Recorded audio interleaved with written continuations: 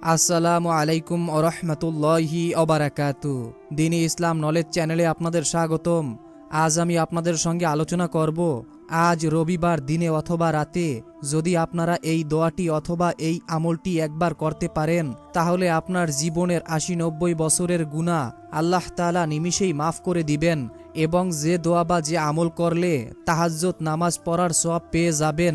আপনারা ৫,০০০ রাকাত তাহাজ্জুদ নামাজ পড়ে যে পরিমাণ সওয়াব পাবেন, এই আমলটি করলে সেই সমপরিমাণ সওয়াব পেয়ে যাবেন। এবং যাদের পরিবার ও সংসারের ভিতরে অভাব অনটন ও ঝামেলা সবসময় লেগেই থাকে, অভাব অনটন দারিদ্রতা কোনোভাবেই যাদের পেছন ছাড়ছে না, হৃদয়ের আশা আকাঙ্ক্ষাগুলো অন্তরেই থেকে যাচ্ছে, তাই অনুরোধ করছি জীবনে একবার হলো আমলটি করবেন। এই উদ্দেশ্যে ভিডিওটি না টেনে একদম শেষ পর্যন্ত দেখতে থাকুন। অনুরোধ করছি, আমরা এই প্রথমবার নারীদের ছবি ছাড়া কিংবা হারাম কোনো ছবি ছাড়া ইউটিউবে ভিডিও দিয়ে থাকছি।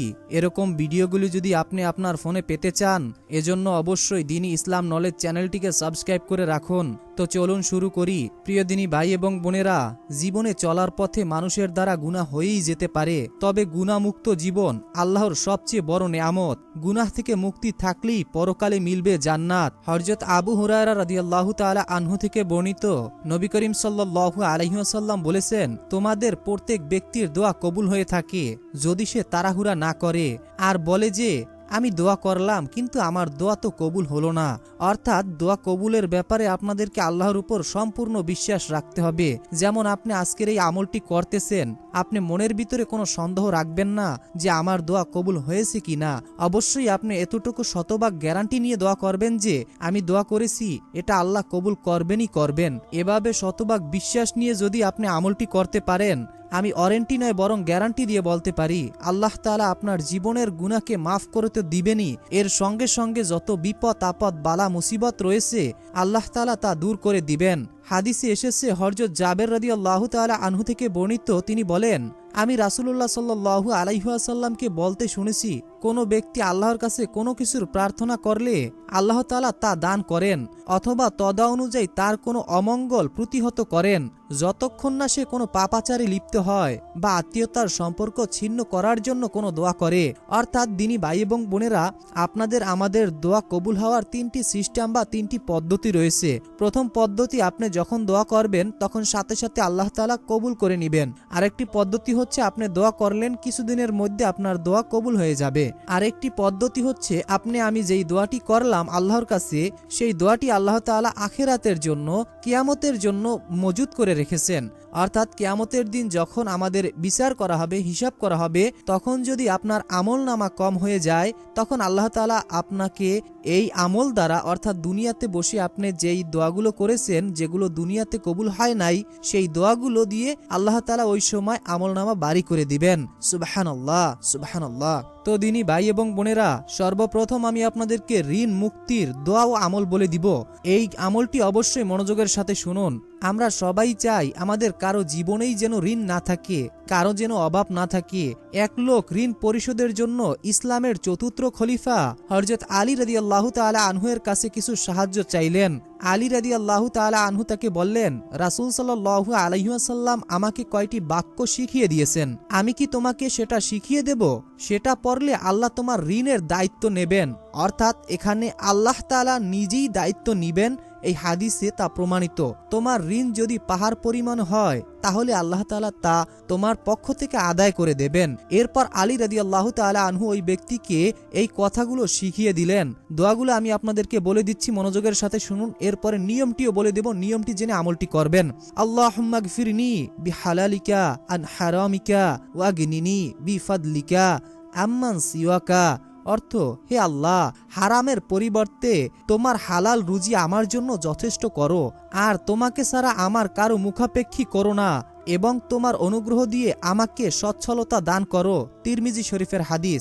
দ্বীনি ভাই এবং বোনেরা, আমি এখন আপনাদেরকে কয়েকটি আমলের কথা বলে দিব, যে আমলগুলো করলে সর্বদা আপনাদের রিজিকের অভাব অনটন থাকবে না, আল্লাহর রহমত আপনাদের ঘরের উপরে নাজিল হবে, আপনার উপর আল্লাহ তাআলা খুশি হয়ে আল্লাহর রহমত নাজিল করবেন।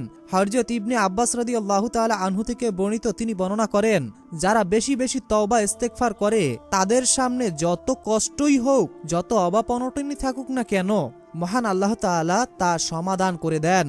সুতরাং বেশি বেশি তওবা ও ইস্তেগফার করা মুমিন ব্যক্তির অন্যতম একটি গুণ। তাই আপনারা যদি সর্বদা আল্লাহ তাআলার এই ইস্তেগফারের সঙ্গে লেগে থাকেন, আমি আশা করি আপনাদের জীবনের সমস্ত সংকট কেটে যাবে।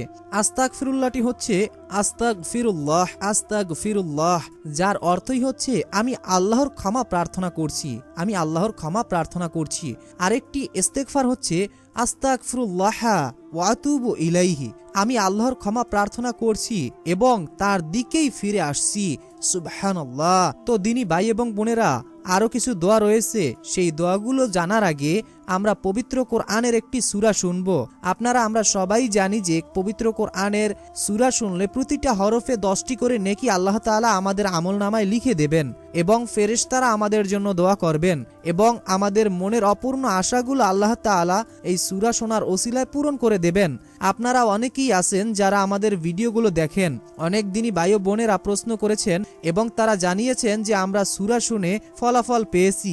আমাদের মনের যেই আশাগুলো অনেক দিন ধরে পূরণ হয়নি, সেই আশাগুলো এই সূরা শোনার ওসিলায় আল্লাহ তাআলা খুব দ্রুতই পূরণ করে দিয়েছেন এবং পরিবারে যাদের অভাব অনটন ছিল তাদের অভাব অনটন আল্লাহ তাআলা দূর করে দিয়েছেন। তাই আপনি যদি চান আপনার পরিবার ও সংসার থেকে অভাব অনটন দূর করাতে, তাহলে অবশ্যই সূরাটি শুনে যান। কেননা যেই ঘরে কোরআন তেলাওয়াত শোনা হয় ওই ঘরে আল্লাহ তাআলার রহমত নাজিল হয়, বিপদ আপদ বালা মুসিবত দূর হয়ে যায়, দুষ্ট শয়তান জিন বদনজর সকল কিছু থেকে আল্লাহ তাআলা ওই ঘরকে হেফাজত করেন এবং যাদের ঘরে সর্বদা কোরআনের তেলাওয়াতের বাণী শোনা হয় ওই ঘরে আল্লাহ তাআলার অশেষ রহমত ও বরকত নাজিল হয়। তো সূরাটি শোনার আগে মহান আল্লাহর কাছে দোয়া করি, হে আল্লাহ, যে যেই উদ্দেশ্য নিয়ে, যে যেই আশা আকাঙ্ক্ষা নিয়ে সূরাটি শুনছে এবং শুনবে, মনের ভিতরে গভীর আশা ও ভরসা নিয়ে বসে আছে, আপনি সকলের মনের আশা ও মনের মাকসুদগুলো পূরণ করে দিন।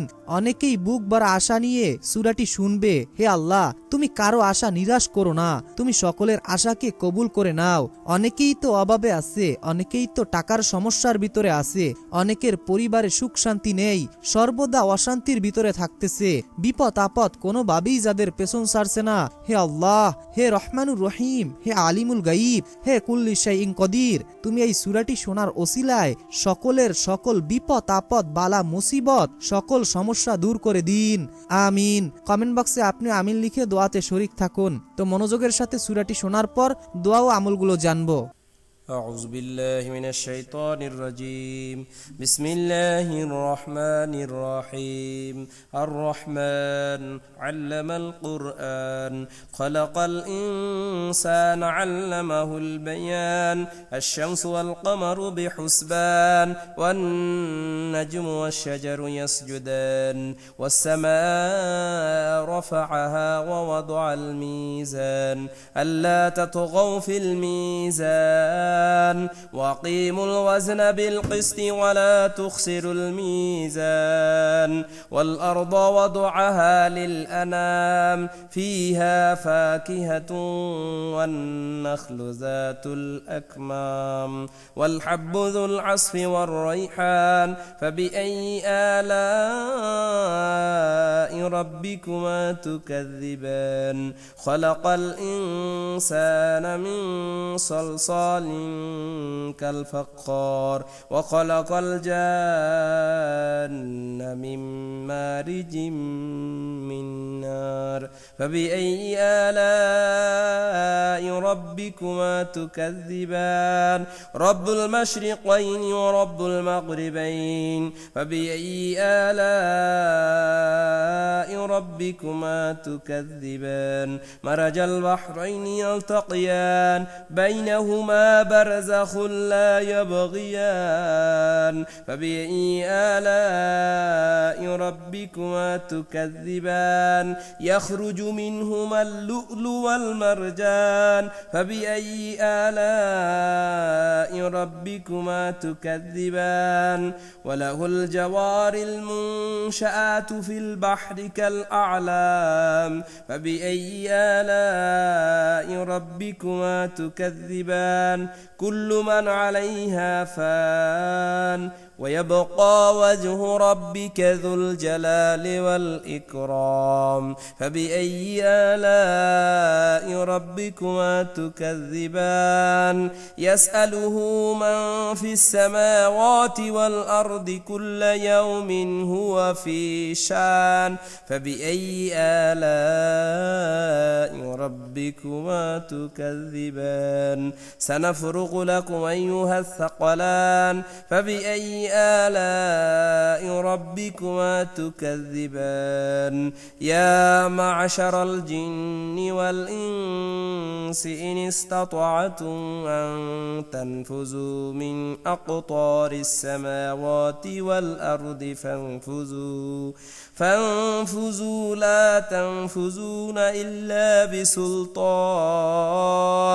فبأي آلاء ربكما تكذبان يرسل عليكم شواذ من نار ونحاس فلا تنتصران فبأي آلاء ربكما تكذبان فإذا انشقت السماء فكانت وردة كالدهان فبأي آلاء ربكما تكذبان فيومئذ لا يسأل عن ذنبه إنس ولا جان فبأي آلاء ربكما تكذبان يعرف المجرمون بسيماهم فيؤخذ بالنواصي والأقدام فبأي آلاء ربكما تكذبان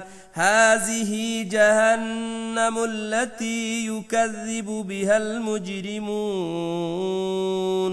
يطوفون بينها وبين حميم آن فبأي آلاء ربكما تكذبان ولمن خاف مقام ربه جنتان فبأي آلاء ربكما تكذبان ذواتا أفنان فبأي آلاء ربكما تكذبان فيهما عينان تجريان فبأي آلاء ربكما تكذبان فيهما من كل فاكهة زوجان فبأي آلاء ربكما تكذبان متكئين على فروش بطائنها من استبرق وجنى الجنتين دان فبأي آلاء ربكما تكذبان فيهن قاصرة الطرف لم يطمثهن إنس قبلهم ولا جان فبأي آلاء ربكما تكذبان كأنهن الياقوت والمرجان فبأي آلاء ربكما تكذبان هل جزاء الإحسان إلا الإحسان فبأي آلاء ربكما تكذبان ومن دونهما جنتان فبأي آلاء ربكما تكذبان مدهامتان فبأي آلاء ربكما تكذبان فيهما عينان نضاختان فبأي آلاء ربكما تكذبان فيهما فاكهة والنخل والرمان فبأي آلاء ربكما تكذبان فيهن خيرات حسان فبأي آلاء ربكما تكذبان حور مقصورات خيرات في الخيام فبأي آلاء ربكما تكذبان لم يطمثهن إنس قبلهم ولا جان فبأي آلاء ربكما تكذبان متكئين على رفرف خضر وأبقار حسان فبأي آلاء ربكما تكذبان تبارك اسم ربك ذي الجلال والإكرام يسبح لله ما في السماوات وما في الأرض الملك القدوس العزيز الحكيم هو الذي بعث في الأميين رسولا منهم يتلو عليهم آياته ويزكيهم ويعلمهم الكتاب والحكمة وإن كانوا من قبل لفي ضلال مبين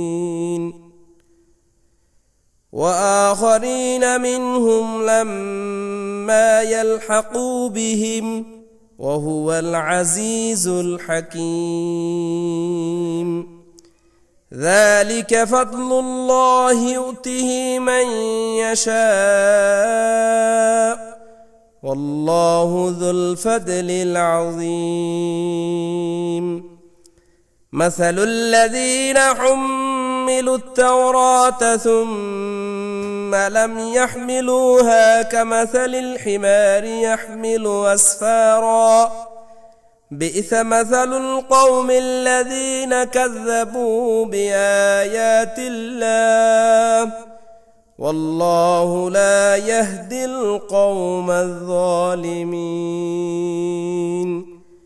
قل يا أيها الذين هادوا إن زعمتم أنكم أولياء لله من دون الناس فتمنوا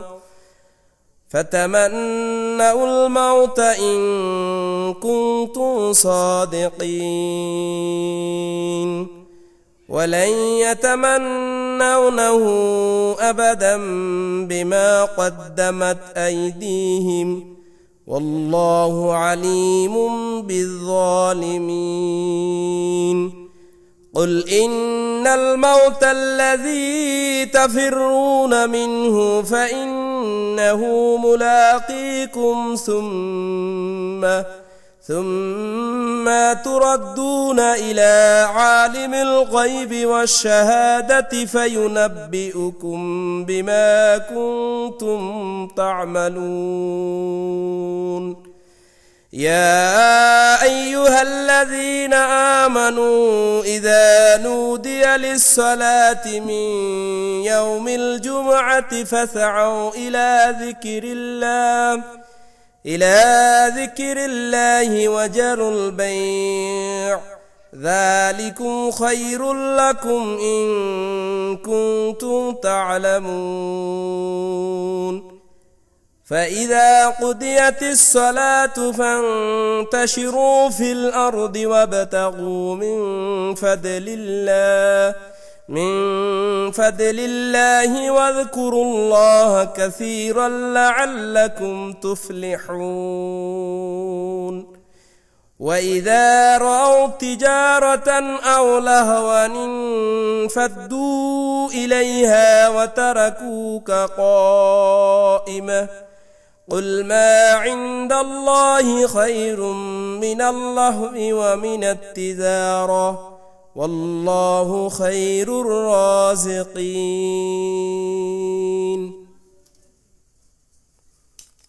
ইসলাম প্রিয় দিনী ভাই এবং বোনেরা, আমি আশা করি আপনারা সকলেই মনোযোগের সাথে সূরাটি শুনেছেন। তো আমি এখন আপনাদেরকে দোয়া ও আমলের নিয়মগুলো বলে দিচ্ছি। তো আপনারা সব সময় এই ইস্তেগফারটি করার চেষ্টা করবেন। ইস্তেগফারটি হচ্ছে আস্তাগফিরুল্লাহাল্লাযী লা ইলাহা ইল্লা হুয়াল হাইয়ুল কাইয়্যুম ওয়া আতুবু ইলাইহি। আস্তাগফিরুল্লাহাল্লাযী লা ইলাহা ইল্লা হুয়াল হাইয়ুল কাইয়্যুম ওয়া আতুবু ইলাইহি। আমি ওই আল্লাহর কাছে ক্ষমা চাই যিনি ছাড়া প্রকৃত কোনো মাবুদ নেই, তিনি চিরঞ্জীব চিরস্থায়ী, এবং তার কাছেই তওবা করে ফিরে এসেছি। সুবহানাল্লাহ, কত সুন্দর একটি অর্থ দিনী ভাই এবং বোনেরা। তো এখন আমি আপনাদেরকে গুনাহ মাফের দোয়াটি বলে দিচ্ছি। বিসমিল্লাহির রহমানির রহিম। সামিনা ওয়া আতানা গুফরানাকা রব্বানা ওয়া ইলাইকাল মাসির। সামিনা ওয়া আতানা গুফরানাকা রব্বানা ওয়া ইলাইকাল মাসির। অর্থ, আমরা শুনলাম এবং মানলাম, হে আমাদের রব, আমরা আপনার নিকটই ক্ষমা প্রার্থনা করি আর আপনার দিকই প্রত্যাবর্তন স্থল। আরেকটি দোয়া হচ্ছে রব্বানা তাকাব্বাল মিন্না ইন্নাকা আনতাস সামিউল আলিম ওয়া তুব আলাইনা ইন্নাকা আনতাত তাওয়াবুর রহিম। অর্থ, হে আমাদের রব, আপনি আমাদের পক্ষ থেকে এটি কবুল করুন। নিশ্চয়ই আপনি সর্বশ্রেষ্ঠ দয়ালু। আপনি আমাদের ক্ষমা করুন। নিশ্চয়ই আপনি অধিক তওবা কবুলকারী ও দয়াময়। সুবহানাল্লাহ, সুবহানাল্লাহ। দিনী ভাই এবং বোনেরা, আমি আশা করি আপনারা দোয়াটি শুনেছেন। তো এখন আমি আপনাদেরকে যে দোয়াটি বলবো, নবীর সঙ্গে জান্নাতে যাওয়ার দোয়া। সবারই মন চায় যে নবীর সঙ্গে জান্নাতে যাব, কিন্তু নবীর সঙ্গে জান্নাতে যাওয়ার জন্য যে দোয়াটি আমাদেরকে পড়তে হবে, সেই দোয়াটি তো আমরা অনেকেই পড়ি না, বা এই দোয়াটি অনেকের জানা থাকলেও সচরাচর এই আমলটি করি না। অবশ্যই আপনারা এই দোয়াটি এবং আমলটি করবেন। বিসমিল্লাহির রহমানির রহিম। রদিতু বিল্লাহি রব্বাও ওয়া বিল ইসলামি দীনাও ওয়া বি মুহাম্মাদিন নাবিয়্যা ওয়া রাসূলা। রদিতু বিল্লাহি রব্বাও ওয়া বিল ইসলামি দীনাও ওয়া বি মুহাম্মাদিন নাবিয়্যা ওয়া রাসূলা। অর্থ, আমি আল্লাহকে রব, ইসলামকে দিন এবং মুহাম্মদ সাল্লাল্লাহু আলাইহি ওয়াসাল্লামকে রাসূল হিসাবে সন্তুষ্ট চিত্তে মেনে নিয়েছি। সুবহানাল্লাহ, সুবহানাল্লাহ। হযরত মুয়াজ রাদিয়াল্লাহু তাআলা আনহু থেকে বর্ণিত, আমি রাসূলুল্লাহ সাল্লাল্লাহু আলাইহি ওয়াসাল্লামকে বলতে শুনেছি, যে ব্যক্তি এই দোয়াটি পড়বে তাকে হাত ধরে জান্নাতে পৌঁছে দেওয়ার জিম্মাদারি আমি নিলাম। অর্থাৎ নবীজি নিজেই বলেছেন যে যে ব্যক্তি এই দোয়াটি পড়বে তার হাত ধরে জান্নাতে নেওয়ার জিম্মাদারি আমি নবী নিলাম। তাহলে আপনারা এই দোয়াটির আমল করবেন না কেন? দিনী ভাই এবং বোনেরা, একটাবার ভেবে দেখুন, যদি আপনি এই দোয়াটি পড়ার কারণে আল্লাহ তাআলা আপনার উপর খুশি হন, নবীজি সাল্লাল্লাহু আলাইহি ওয়াসাল্লাম আপনাকে জান্নাতে নিয়ে যাবেন, এর চাইতে সুযোগ তো আর থাকছে না। তো এখন আমলটির নিয়ম বলে দিচ্ছি। যদি আপনারা এই আমলটি যে কোনো সময় করতে চান, মনে রাখবেন সর্বপ্রথম অজু অবস্থায় এই আমলটি করার চেষ্টা করবেন, এবং সর্বপ্রথম আমলটি করার শুরুতে আপনাদেরকে দুরূদ শরীফ পড়ে নিতে হবে। মাত্র 3 থেকে 7 বার আপনারা দুরূদ শরীফ পড়ে নেবেন। 3 বার চাইলে পড়তে পারেন দুরূদ শরীফ, অথবা 7 বার। 3 বার দুরূদ শরীফ পড়ার পর এরপরে আমি যেই দোয়াগুলো আপনাদেরকে বলে দিলাম, সকল দোয়াগুলো 3 বার করে অথবা 7 বার করে আপনারা পড়ে নেবেন। প্রতিটা দোয়া আপনারা 3 বার অথবা 7 বার করে পড়ে নেবেন। এরপরে শেষে 3 বার অথবা 7 বার দুরূদ শরীফ পড়বেন, প্রথমে যেই দুরূদ শরীফটি আপনি পড়েছেন। এরপরে আপনি আল্লাহ তাআলার কাছে আপনি মোনাজাতের মাধ্যমে আপনার মনের সকল কথা আল্লাহর কাছে প্রকাশ করবেন। আপনার যেটা প্রয়োজন আল্লাহর কাছে তুলে ধরবেন। ইনশাআল্লাহ এই দোয়ার ওসিলায়, এই আমলের ওসিলায় আপনার সকল সমস্যা ও সকল বিপদ আপদ দূর করে দিবেন মহান আল্লাহ পাক রব্বুল আলামিন নিজেই। মনের ভিতরে বিশ্বাস নিয়ে আমলটি করবেন। তো এই ছিল আমাদের আজকের ভিডিও।